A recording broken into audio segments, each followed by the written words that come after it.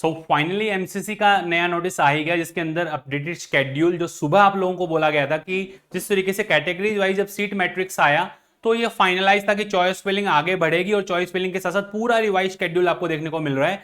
State के अंदर भी रिवाइज हुआ है और पूरा कंप्लीट एमसीसी ने भी अपना शेड्यूल जो रिवाइज किया है, राउंड 3 के अंदर जो रिवाइज शेड्यूल आया उसको देखें।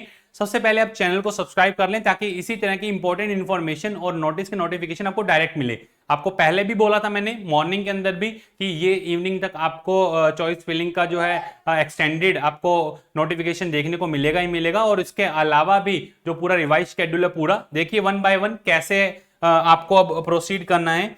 अभी अभी जो वेबसाइट पे अपडेट आया उसके अकॉर्डिंग रजिस्ट्रेशन जो फैसिलिटीज हैं वो 9th ऑफ सेप्टेम्बर, देखिए 29 सितंबर से लेकर के 9 अक्टूबर तक थी। वही चॉइस फिलिंग 30 सितंबर से लेकर के 16 अक्टूबर तक कर दी गई है। 17 से 18 को सीट का जो है प्रोसेसिंग, अलॉटमेंट का प्रोसेसिंग रहेगा और 18 अक्टूबर को रिजल्ट आएगा।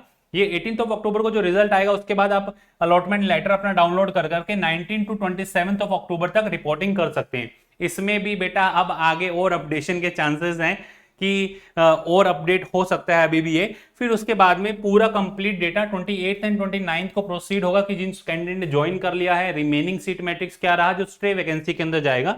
स्ट्रे वैकेंसी के जो रजिस्ट्रेशन है वो 30 अक्टूबर से 3 नवंबर तक रहेंगे। चॉइस फिलिंग 1 नवंबर से 5 नवंबर तक रहने वाली है और processing of the seat allotment 6 November and 7 नवंबर को आपको देखने को मिलेगा। रिजल्ट इसका जो आने रहने वाला है वो 8 नवंबर को आपको देखने को मिलेगा, जो फाइनल स्टे वैकेंसी का रिजल्ट रहेगा।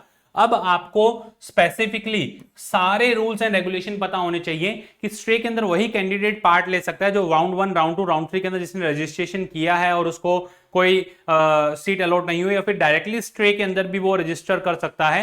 पर ऐसा कैंडिडेट जिसको 1, 2, 3 राउंड के अंदर कहीं पर भी सीट अलॉटमेंट नहीं हुआ है वही स्टे राउंड के लिए एलिजिबल है। और स्ट्रे के अंदर मिलना मतलब आपको सीट लेना ही है। अगर आपने नहीं लिया तो नेक्स्ट ईयर की काउंसलिंग से भी आप हटा दिए जाएंगे।